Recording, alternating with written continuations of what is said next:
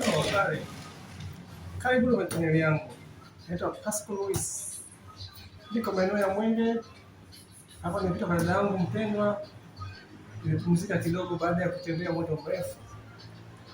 Kwa hiyo nikitoka hapa nitaelekea upande wa sehemu ya Vinyago. Kwa hiyo naitwaje pale kwenye Vinyago pale naitwaje? Pale maeneo ya Mwenge pale. Kitu naitwaje? Naomba sawa. Sijafika huko. Wote tunasafiri lakini nikitoka hapo nitaelekea maeneo ya mbele ya Mwenge. Kuna vinyago vya kila aina pale. Itabidi nionyeshe. Lakini hapa pia kuna maeneo wamejenga uwanja mzuri wa mpira. Zamani tulikuwa hatuna uwanja huo. KMC, unaitwa KMC? KMC. Zamani kulikuwa kuna vumbi, lakini siku hizi kuna uwanja wa mpira. Hiyo kwa kweli hiyo sehemu imebadilika na imekuwa nzuri kama mtakavyoona kwa baadaye nitakapotoka hapa. Nimepumzika hapa. Hii sehemu kwa kweli kuna mafunzo yanafanyika na tuition nyingi za wanafunzi. Sana wakati wa likizo watu wanakuja kusoma huku. Kama unavyoona hapo ni wanafunzi wanapita wakienda kupata masomo yao ya jioni. Sahani. Kama zingine ni huko ni Mwenge pote au pale itwaje? Mtu anaitwaje? Pote Mwenge. Ni nani sio Mwenge? Hii yote ni Mwenge. Hapa ni mkate. Ndio KMC. Oh, ni KMC. Ngoja niwaonyeshe kama ona pale kuna ile kwa BNB sio? Sio kwa Nobo Hotel. Na kuna kanisa. Ona.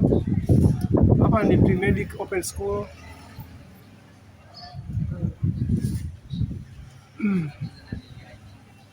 Watu wanakimbia kamera. Hapo wanakimbia watakia.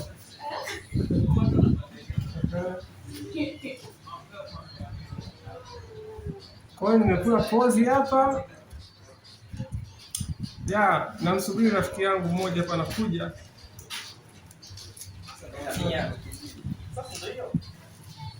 Nikitoka zangu hapa na save. Naomba usahau comment na subscribe na kutoa na kushare channel yangu Pascal Luis. Dada yangu hapa labda nimsalimie. Habari dada. Unaitwa nani? Naitwa Zainab Joshua Maige. Zainab Joshua Maige. Jina Maige la Kikurya. Jina Joshua Kijaluo au? Si ndio? Zainab la Kiislamu. Kwa Muislamu ni kuna jina la Kiislamu, kuna jina la Kikristo, kuna jina yote ya kwako. Yote ya kwako. Umechanganya wazazi. Oh, that's good. Unashughulika na nini? Nashughulika na biashara ya mkopo. Hapa nilipokaa kuna biashara ya mkopo kwa kweli hapo. Anahitaji mkopo atakuja kumuona huyu dada. Fanya biashara yoyote, jasiriamali au biashara? Unakopesha wajasiriamali wadogo ambao wanauza mboga na nini, si ndio? Vibanda, si ndio? Kiwango cha chini cha kukopesha shilingi ngapi? Hapo okay. Hadi milioni 1. Na riba yake shilingi ngapi? Kwa mfano akipa milioni 1 anarudisha kwa kila mwezi au kila siku? Sasa sikio nisipouza nafanyaje? Kwa mfano nimekopa hapo sikio nimetembeza viatu havijanunuliwa inakuwaje? Inategemeana kuna kupata na kukosa. Kwa mfano unaweza ukakopa alafu ukasema kwamba ngoja nifanye biashara ya viatu, si ndio? Sasa unajua labda tunafanya biashara viatu vya kiume. Unajua wanaume sio wengi wanaonunua vitu sana. Sasa pale unapokopa unakuja kukopa sisi tunakuja kukopa ili tukuboost. Biashara yako uendelee kufanya biashara. Sio unakopa uanze biashara. Aha. Ukishaanza hiyo biashara. Sasa unakuja kukopa ili uendeleze nini? Biashara. Okay. Na wateja wanapatikana? Wateja Kwenye hela wateja wakosekani, si ndio? Je, kwenye marejesho unakabana mashati, lakini riba ni nafuu, si ndio? Riba ni nafuu, sio riba kubwa. Riba ni 20,000. Okay. Kwa mwezi, si ndio? Kwa hiyo siku anaweza akajikusanya akarudisha, si ndio? Kila siku?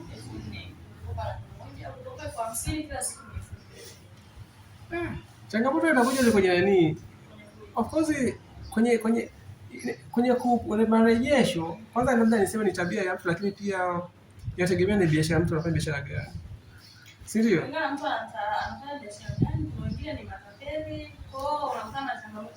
Kwa changamoto mmeshazipata nyingi, kwa mfano kama hivi.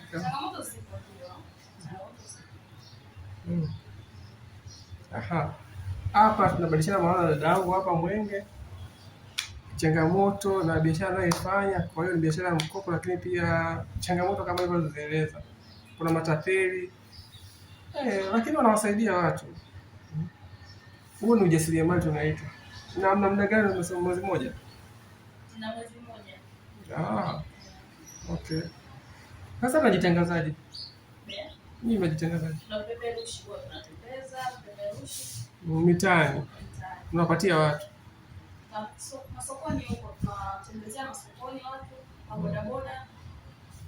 Kwa hiyo ni kazi kama mimi na mimi naifanya hivi. Kutembea mtaani. Ni kweli, sio mbaya. Mwanzo waga ni mgumu, si ndio? Mwanzo huwa ni mgumu, lakini ukishazoeleka tu, watu wakishakuzoea basi. Wanakuwa na alikana wenyewe. Yaani ukishapata wateja 2 3, ofisi ikishasimama. Kweli. Lakini pia ukapata waaminifu. Waaminifu ndio, lakini kwenye waaminifu hauwezi kukosa ambao sio waaminifu. Ambao wakatokomea na hiyo pesa, si ndio? Kwenye wale 5 ambao ni waaminifu lazima mmoja sio. Ni kweli. Na hata anaweza akakopa labda, lakini si lazima mjue anaishi wapi. Lazima mjue utaratibu. Kwa mfano akipotea, mnaenda kumkaba nani sasa?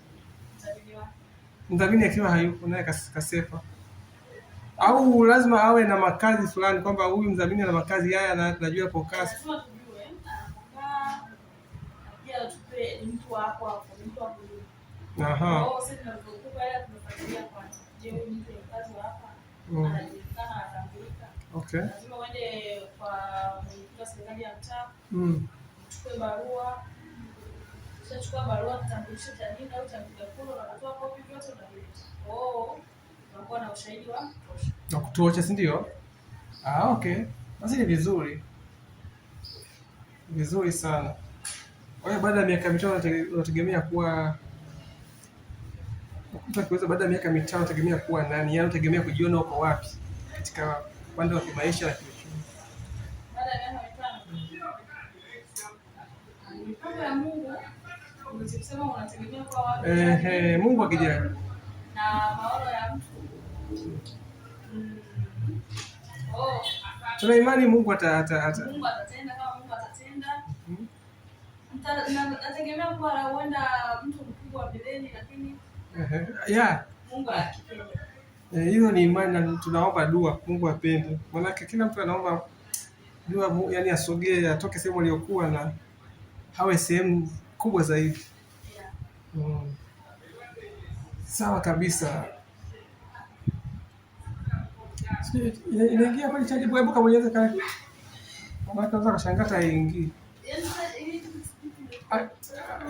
Umebadilisha?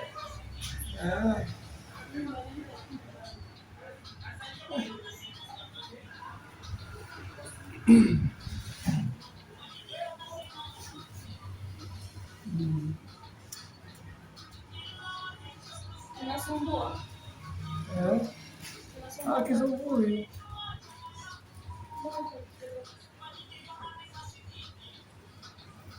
Kuna mtu anipigia hapa. Ngoja nimchunie kazini. Leo. Kwa leo ndo siku ya kwanza au unasubiri? Yaani, kozi nimeanza. Sio siku nyingi. Najaribu kuangalia, je, hizi type C Ndio type C, type C haipeleki. Hapo unajua mkachaja kake sasa ndio naua hivyo. Si kwa nini akapeleki? Bateji sinachaji mic yangu hapo, haina moto. Kwa hiyo leo naongea bila kuwa na mic. Kwa hiyo mtaniwia radhi. Nafikiri sauti inasikika. Inaweza ikawa isiwe nzuri sana, lakini na imani unasikia sauti yangu. Sasa hapa napiga mawazo. Unasikia? Nisepe tu. Je. Naanzaje kutoka?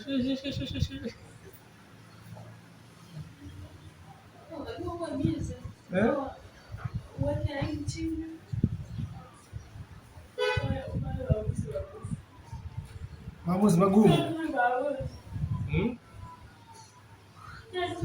Kuna wengine hapo wanatembea wanasimamisha hapo ndani unasikia ni sana.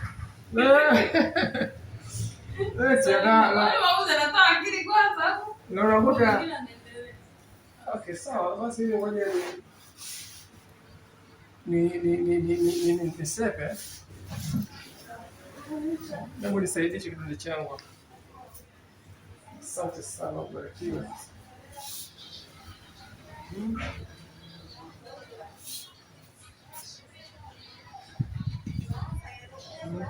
Asante dada.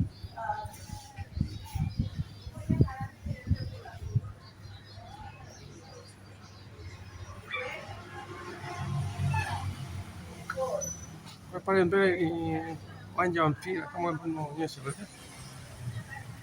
Nafikiri mnauona.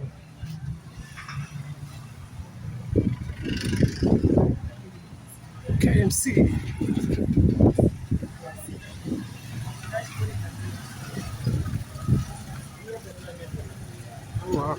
Uwanja wa KMC.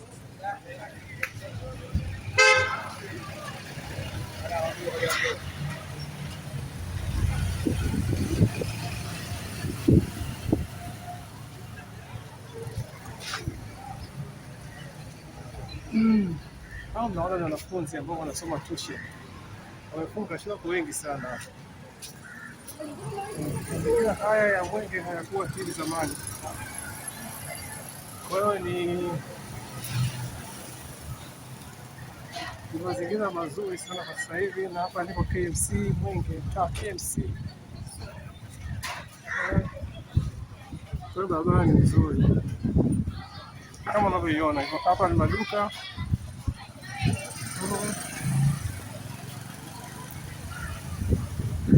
Hapo ni Mwenge. Hapa sije kugopa na gari hapa.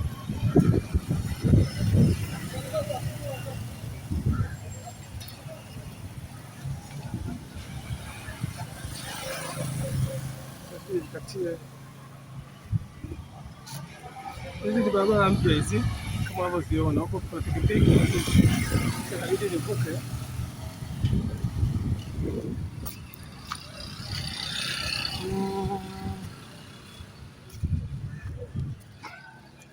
Nataka nivuke huko.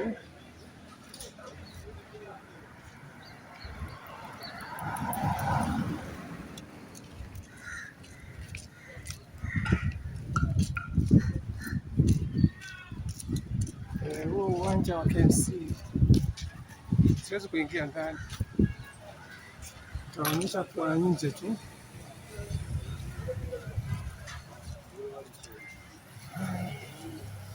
Hapa zamani tulikuwa tunasoma tuition.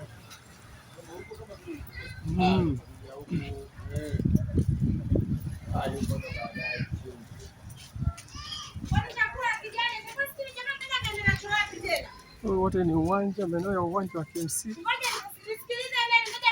kama mnavyoona hapo.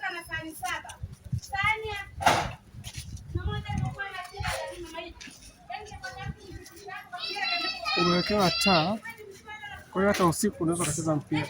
Zamani havikuwa tu, lakini sasa hivi hata usiku game inaweza ikachezwa.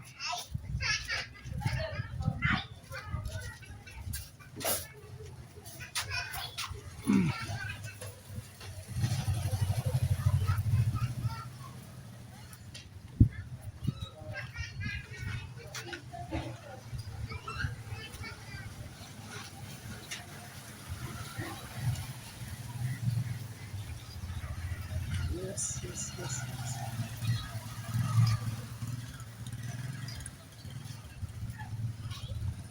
Hapo watu wananishangaa kweli, napiga picha.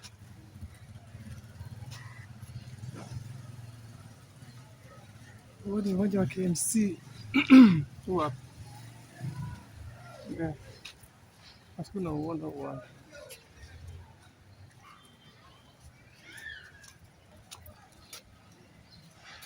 Utakuwa za mechi.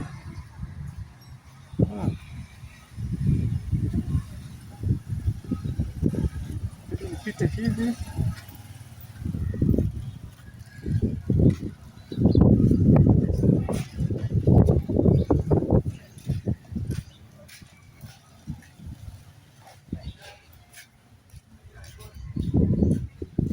Haya ni maeneo ya uwanja.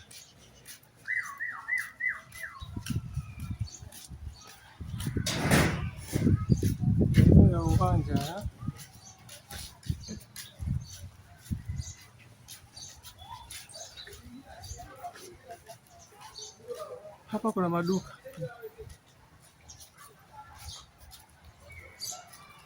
kuna maduka hapa kama unavyoyaona, lakini hayajafunguliwa.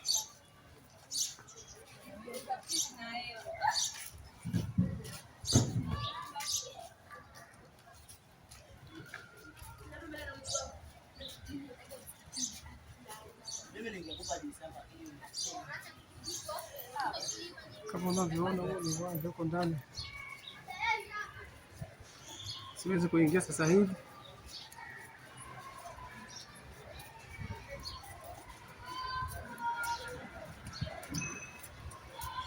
Tunasikia sauti za watoto wengi wakiwa kanisani.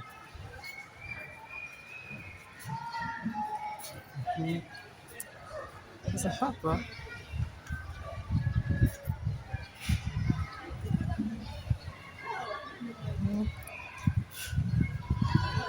kama mnavyoona,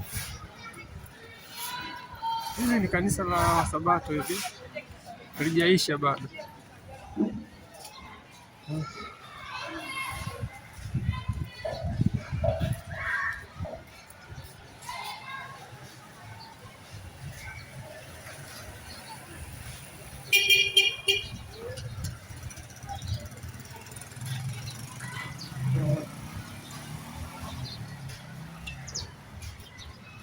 Nafikiri tuko Ulaya jamani. Hapa zamani kulikuwa na matope. Kila kitu kinabadilika kwa kweli. Zamani hapa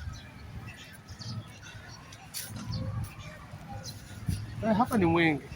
Hata hapa Mwenge zamani hapakuwa hivi. Hapo ni Mwenge. Mwenge kuna maduka ya kisasa na kuna kituo cha daladala. Kwa leo naomba pia video yangu iishie hapo. Asanteni.